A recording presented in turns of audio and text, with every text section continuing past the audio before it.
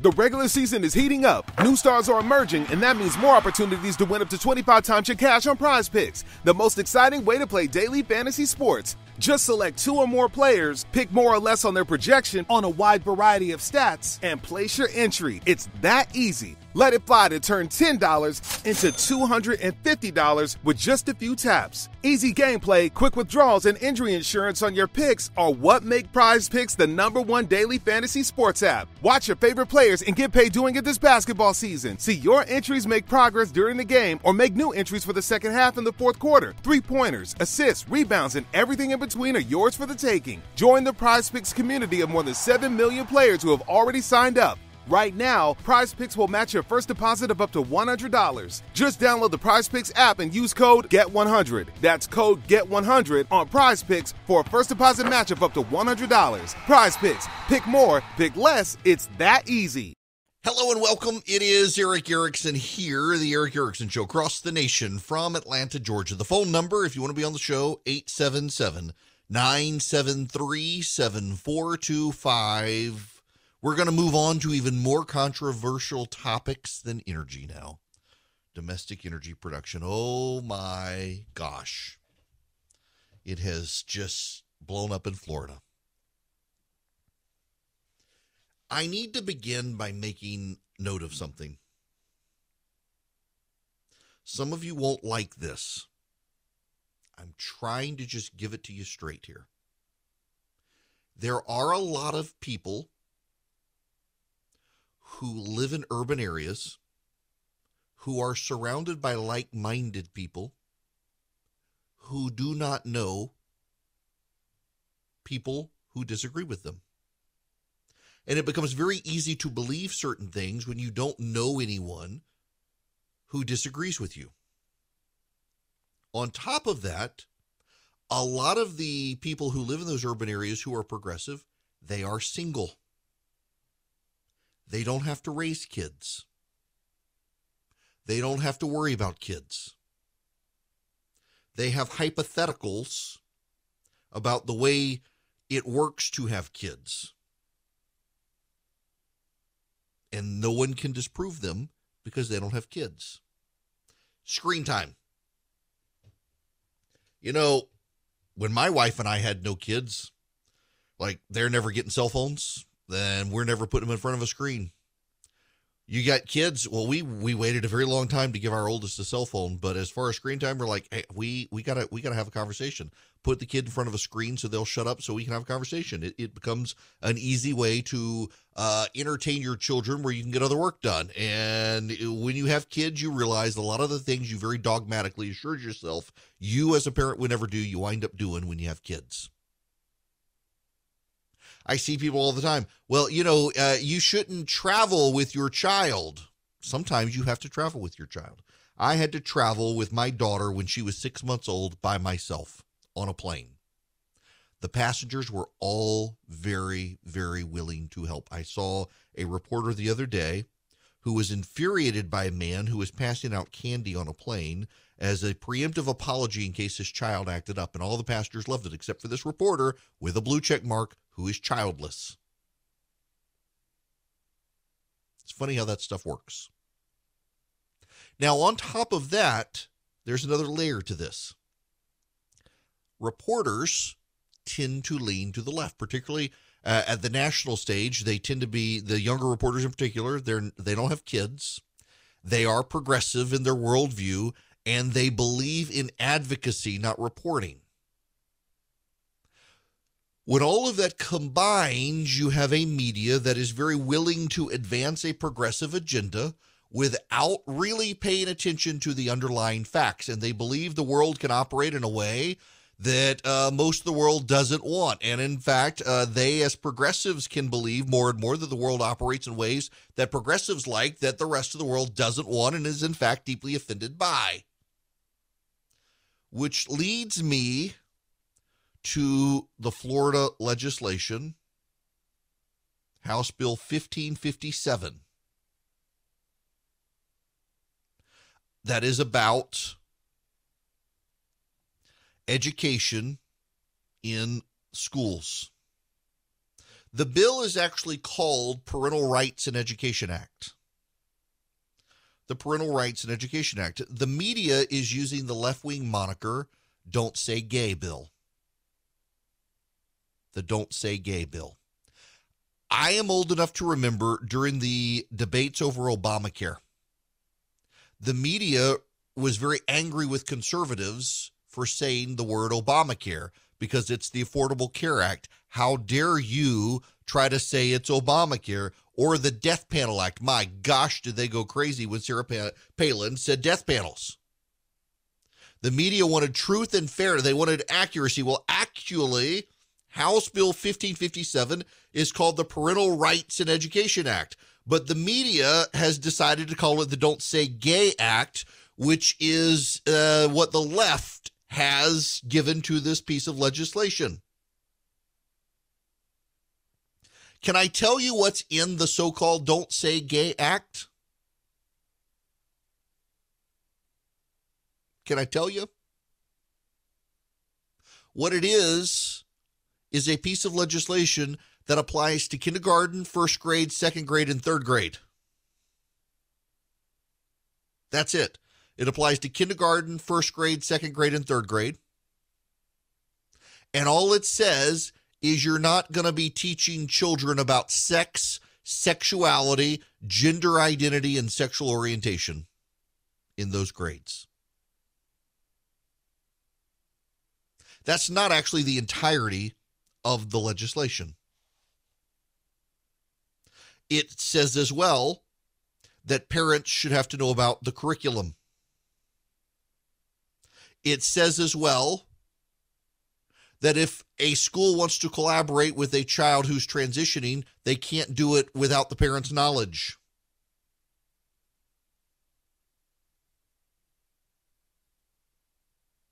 It requires school districts notify parents of healthcare services in schools, and authorizes parents to stop schools from doing things to their kids the parents don't want.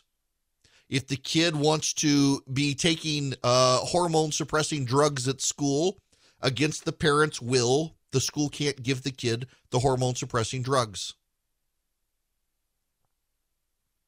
But in particular, the reason they call this the Don't Say Gay Bill on the left is because it prohibits classroom discussions about sexual orientation and gender identity in kindergarten through third grade.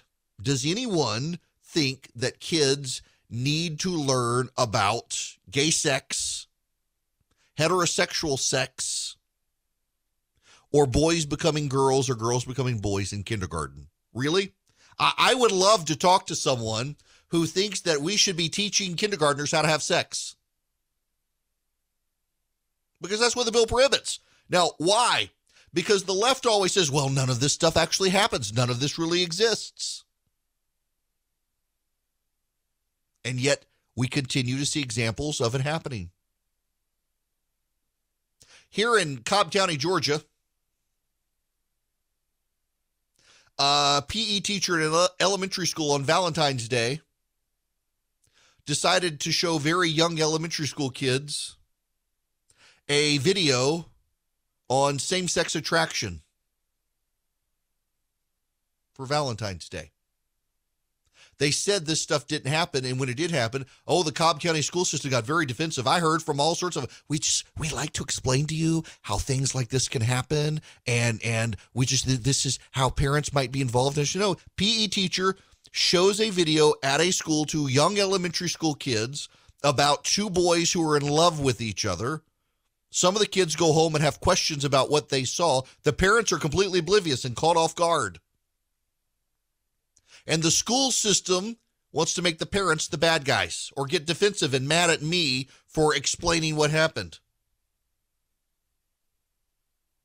Who except progressives thinks this is good? Y'all, I just, again, this is the piece of legislation in Florida doesn't prohibit kids from learning about same-sex attraction. It does not prevent teachers from teaching children about heterosexual and homosexual sex. It doesn't prevent discussions about transitioning and what it means to be transgendered. Unless you're in kindergarten, first, second, or third grade.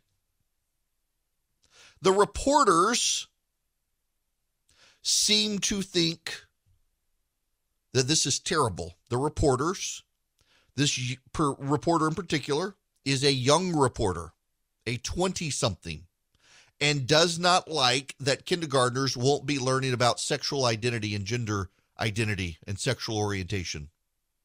And I want you to listen to this exchange with Ron DeSantis, because the reporter actually thinks that he won the exchange. He was so proud of himself, he posted it on social media. Listen to this. What critics call the Don't Say Gay bill is on the Senate floor. Does it say that in the bill? I know that you support. Does it say that in the bill? I'm asking you to tell me what's in the bill, because you are pushing false narratives. It doesn't matter what critics say. Hold on. It says it bans classroom instruction on sexual identity and gender orientation. For who? For grades pre-K through 3. I know you so support 5-year-olds, 6-year-olds, 7-year-olds. And the idea that you wouldn't be honest about that and tell people what it actually says, it's why people don't trust people like you, because you peddle false narratives. And so we just we're going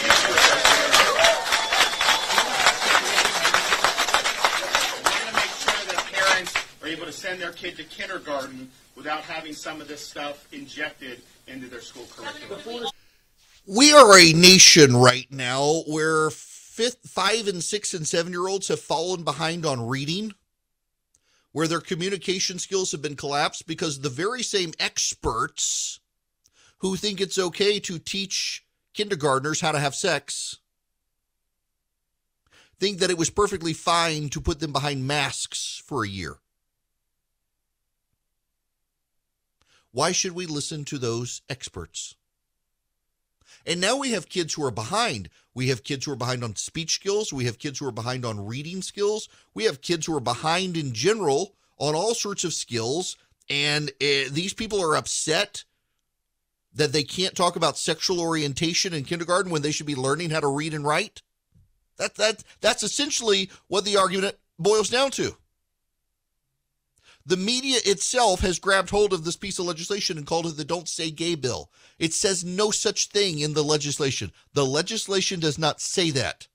What it says is that if you're in pre-K through 3rd grade, instruction on sexual identity and gender orientation is prohibited. You got to focus on reading, writing, and arithmetic instead. You can start doing the sexual identity and gender orientation stuff in 4th grade, but the parents need to know you're going to do it and have the right to opt out. That's what the legislation says. But you never get that fair hearing from the media. Why? Because the media is so far over on the left. The President of the United States, Joe Biden, is requesting Congress allocate $2.6 billion to promote gender equity worldwide. $2.6 billion to promote gender equity around the world as part of his budget proposal. Americans are having a hard time buying bread at the grocery store, don't have money to fill up their car with gas. When they go to the grocery store, a lot of stuff is empty. They're having a hard time getting jobs, holding jobs, finding employees. And the Biden administration wants to spend $2.6 billion on gender equity globally, not just in the United States. And the left's big concern is that in Florida, they're considering a piece of legislation that would say you've actually got to teach kindergartners how to read, write, and do math, not how to perform sex acts. They're upset about that. And they've mislabeled and lied about the legislation because they think that you should turn kindergarten into an outlet for the groomers of the world to lure kindergartners to some demented worldview and teach them all about sex instead of about reading and writing arithmetic. And again, it is very notable and very much worth pointing out. As much as the left says this stuff is not true, it's happening. It's happened here in Georgia in an elementary school. And they want to deny it. Now, I got to ask you, who do you think voters are going to side with? The progressive activists who think that kindergartners need to be indoctrinated on sex, and the Biden administration who thinks we need $2.6 billion to promote gender equity, or the Republicans who say you've actually got to teach basic skills to kids and also drill more oil to lower gas prices. Who do you think the voters are going to go with? Hello there. It is Eric Erickson here. The phone number, 877-973-7425. Let's go to the phones. Leslie, you're going to be up next. Welcome. Hi, Leslie. Hello? Hi, it's Eric. Welcome. Hey, Eric. Thanks for having me. So I wanted to call in because I know you had been talking about the fact that schools deny that this is being taught in the schools or pushed in the schools. And we've had experience with this in Gwinnett County schools. And this has been a long time in the making. So this has been happening in the background for many, many years. He is now 13, and this started happening for us in first grade, so about 6 years ago. He started coming home and saying that there was a little girl in his class that had two mommies. And it was constantly being brought up by this little girl. And so we were kind of forced into the position where we had to have this discussion with him at 7 years old. And it was important for me to have this discussion with him at that age because I wanted to get ahead of what I knew that he was going to be learning and hearing from his liberal teachers and their liberal ideology in school. So we explained to him what that meant. Our background is Christian, and so we follow God's word on what he says about homosexuality. And we taught him, that God says that that's not okay. We are to love them, but we are not to embrace that or accept that lifestyle. And so he went back to school and he said, God says that it's not okay to have two mommies, that it's not okay to have two daddies either. To which the teacher replied, it is okay, it's law, and started to talk to them about that. He was then called down to the counselor's office later that day, and they called me and had this discussion with me, and he was forced to take a sensitivity, how to talk sensitively to others class for like 3 days. He was pulled out of classroom time to go and attend this class. And I pushed back on this hardcore because that's our religious belief. And where is the protection for our religious beliefs that that's not okay? And to put him he doesn't need sensitivity training class. He needs to be allowed to state his opinion without pushback from the teacher or from the school. And so that was the year that we pulled him out mid-first grade year and put him in a private school. And unfortunately, a lot of people don't have the resources to do that, and it's a real shame because in the public school sector, we had zero say-so over what was being taught to him. And we had to move him to a private school where they will listen to you because you're paying for his education there. So it has been happening, whether they want to deny it or not. It's just, I think now it's been brought more into the light, but it's been going on for years. Yeah, it has. Look, Leslie, I appreciate the phone call. And I got to say, for people who are Christians, I think a lot of churches could do a better job on how do you maintain your beliefs without also coming across as a biblical donkey to people who increasingly disagree. Because increasingly in the world these days, people of faith are in the minority. So how do you relate to those with a worldview different from yours?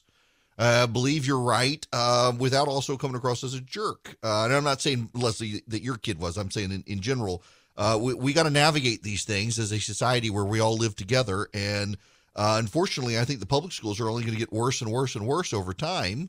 And there's going to be more of an imposition of secular values on people of faith. And by the way, that secularism is, in my view, a religion. And how do we accommodate each other? And I don't know that there actually is an answer to that. The best thing we could do is have churches start schools to allow the kids of faith to come to those schools, even if they can't afford it, and give them the religious education that they so badly need that they're not going to get in the public school. Howdy, welcome. It is Eric Erickson here. I have not yet been to see the new Batman movie, but I intend to go see it, and I'll tell you how it is. I'm getting emails from people asking what I thought. I haven't been. I think it's time to venture out to the theater and see it. I wasn't going to do this, but I think I need to. If you're just tuning in, Leslie called in the last segment, was talking about her child being in school, is an elementary school student, has someone else in the elementary school, has two moms, and her son said that's not the way it's supposed to be. You're supposed to have a mom and a dad, and the school made her son go to sensitivity training. Well, let me begin here. I used to have very dogmatic views on the issue. And it's easy to have dogmatic views on the issue when you live in parts of the country where you're not going to encounter people in those situations. But as more and more people are in same-sex households and they're adopting kids, you're more likely over time to run into it. I ran into my first they-them yesterday at a Starbucks. And she's very clearly a girl. She's clearly going through something. And so I feel a little bit of empathy that clearly this is someone who's going through something that they feel like they can't identify as themselves and now must identify as they, them instead of she, her.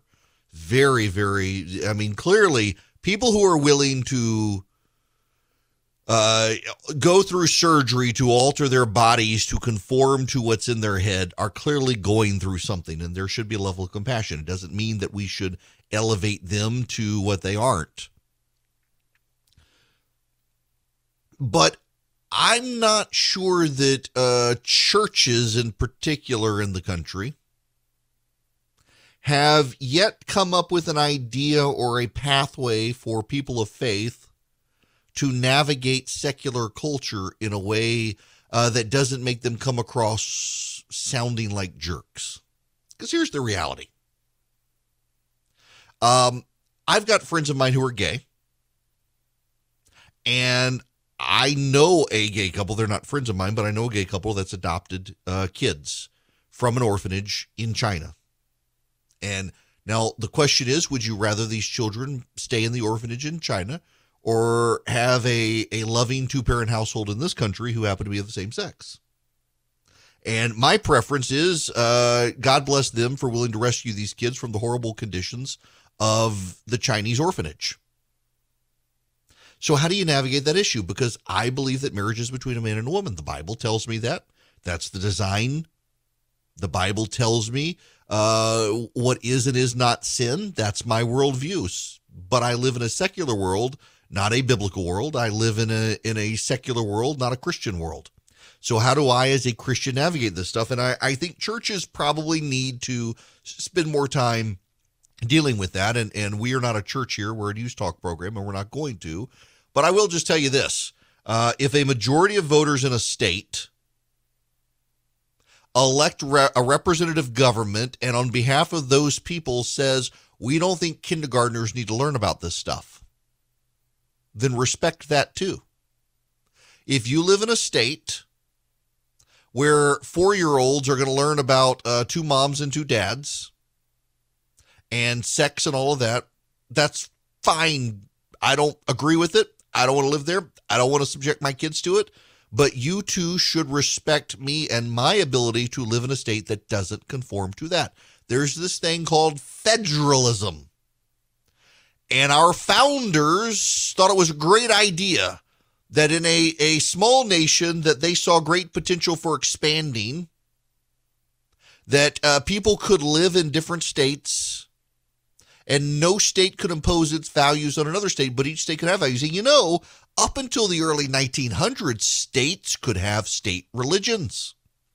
It was only in the early 1900s that the Supreme Court applied the First Amendment to the states through the 14th Amendment and the incorporation doctrine. Prior to the incorporation doctrine, so the 14th Amendment says what it says about people and rights, but no one ever thought to apply the Bill of Rights to the states.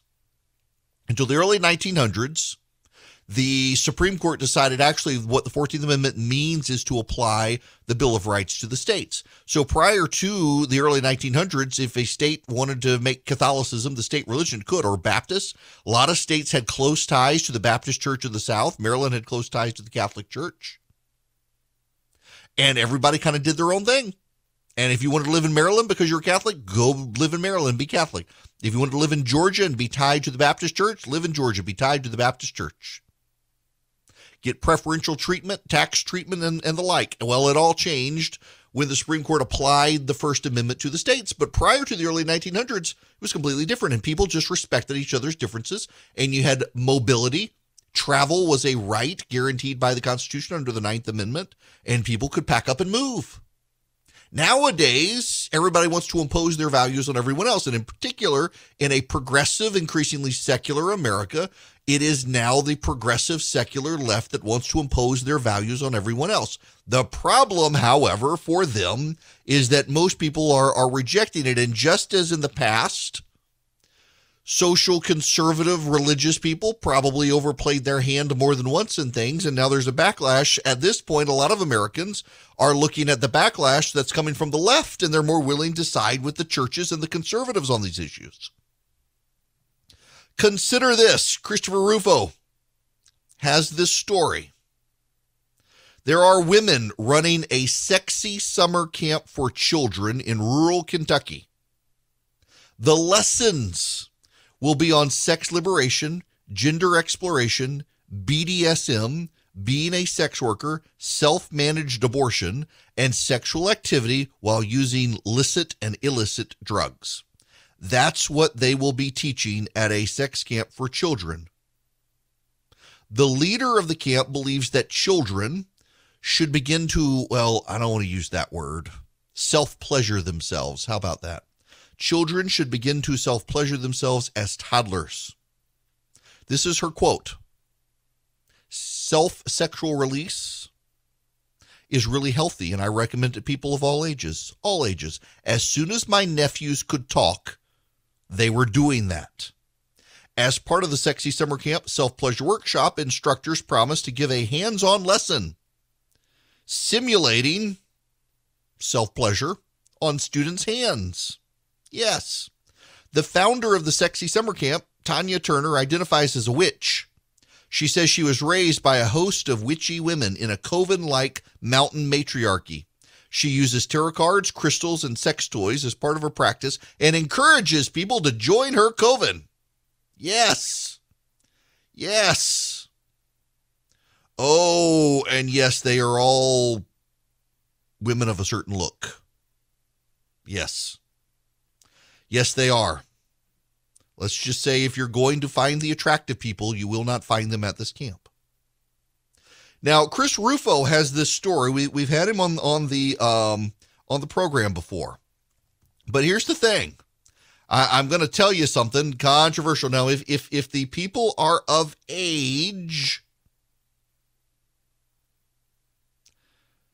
it's their choice.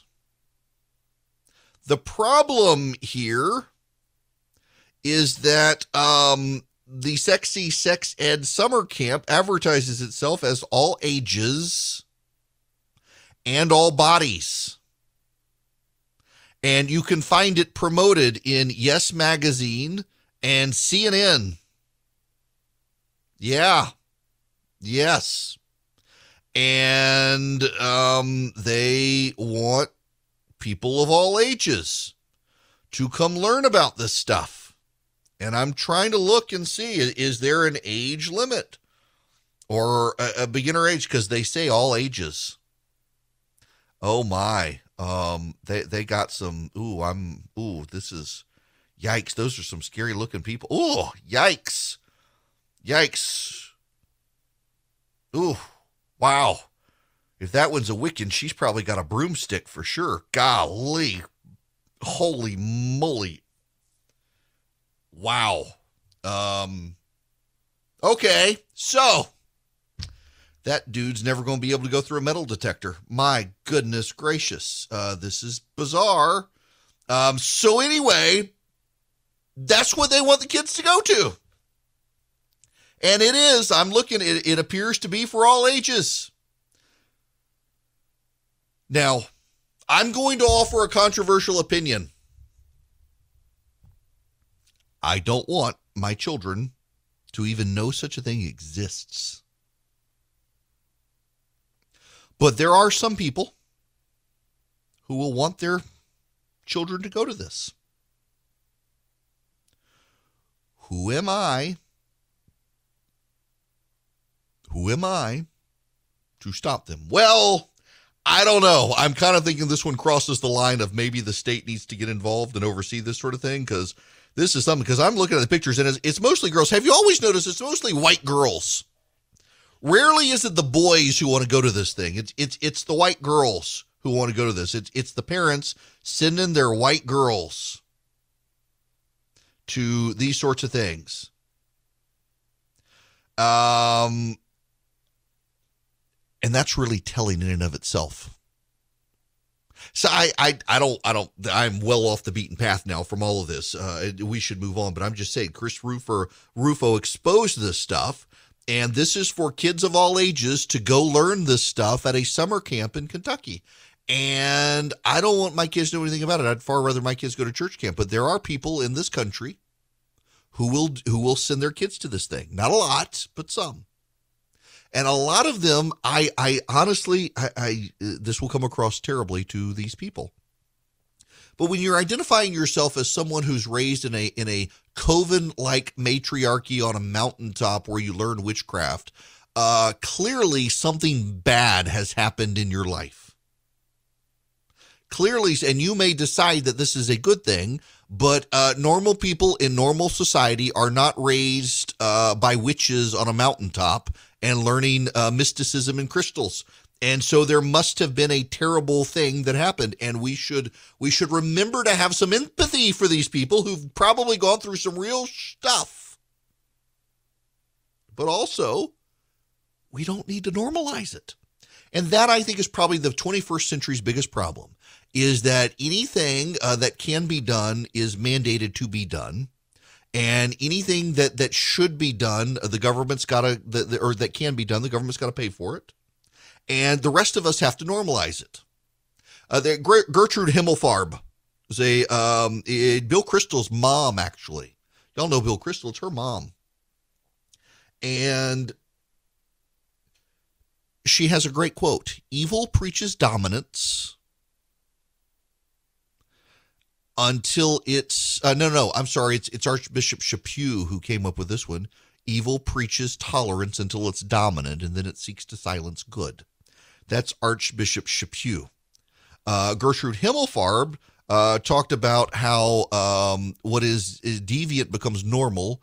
The left-wing attitude is what is deviant becomes normal, and what is normal becomes bad. And that's where we are in our society. Normal things are now considered bad or passé. And we have a bunch of these people who have risen up and embraced this idea. But here's the problem. Let me bring it all home now. Believe you would never know I'm a professional here. Let me bring this home to you. We have a real class and culture divide in the United States. And there are a lot of people who think that your kids should be able to go to the mountains and learn from the Wiccans how to sexually self-pleasure themselves with sex toys as a 5-year-old. Those people probably should go to jail, but they're not going to go to jail because the Biden administration is filled up with people who think this stuff is fine. The problem is those people think the rest of us should not only embrace their ideas, but impose them on our own kids. What they don't realize is that they are in the minority.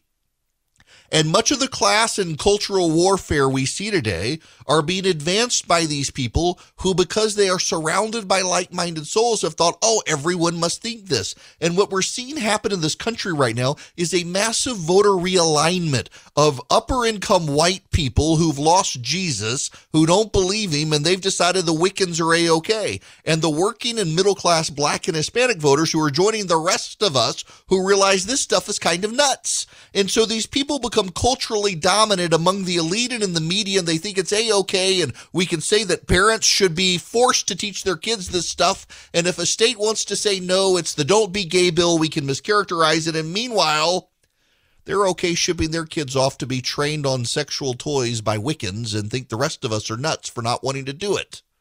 The problem is there are more of us than there are of them. And there's an election coming in November, and there will be hell to pay for them. And you know what? When they lose, they'll blame the bigots. Hello there, it's Eric Erickson here. The phone number, 877-973-7425. You know, this kind of gets to, this story gets to what I'm talking about here, just the double standards and the hypocrisy of all of it. Ayanna Pressley, she's one of the Democrats in Congress. She's a member of the squad. She has pushed repeatedly to defund the police. Well, she has spent a lot of your money on private security. Newly released statement of disbursements of the House. The Daily Caller reported in April 2021, Pressley and members of the squad spent thousands of campaign funds on private security. According to the new statement of disbursements of the House of Representatives records, Pressley spent $63,000 of her member representational allowance on security services. She spent $28,000 between October and December of 2021, $35,000 between May and August of 2021. The payments show the money was directed to Alyssa Tatarian, who's a financial administrator at the U.S. House of Representatives. It's not clear how that money was finally spent. The Daily Caller contacted Tatarian and Pressley's office several times about the money that was spent on security services. None of them responded. A GOP source says a financial administrator handles disbursements and reimbursements for members of Congress. Therefore, it's unlikely Pressley actually paid Tatarian for administrative services, but rather listed her name due to the process. In other words,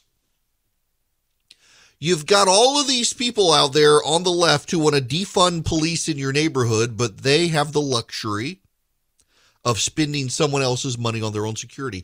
This really reminds me of that op-ed the other day. I should go back to it on the luxury of beliefs, rich people's luxury of beliefs. They get to have all of these beliefs that if you had them and you exercise those beliefs, you go broke.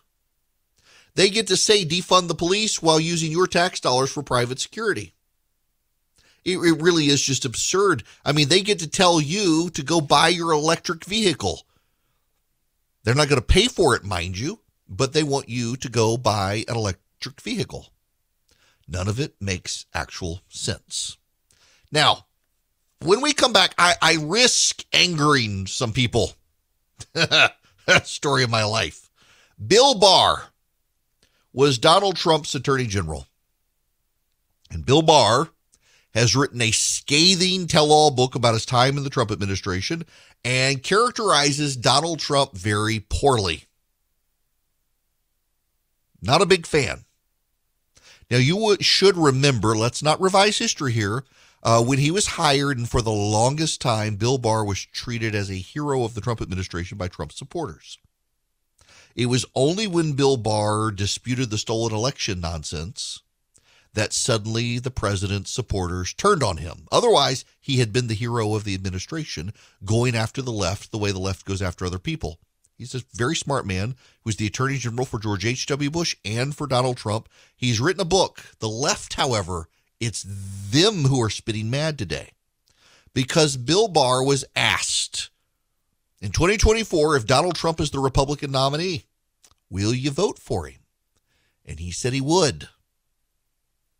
We need to meditate on that for a moment when we come back, because I don't think this is appreciated enough by people, why people would say something like this.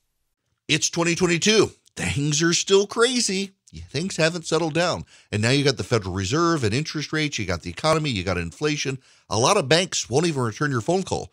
Let's say you're a small business and you need a loan for $750,000 or higher. You see an opportunity where banks, they don't even want to see you. You want to buy a building, you want to build a building, reach out to the Frost family at First Liberty Building and Loan.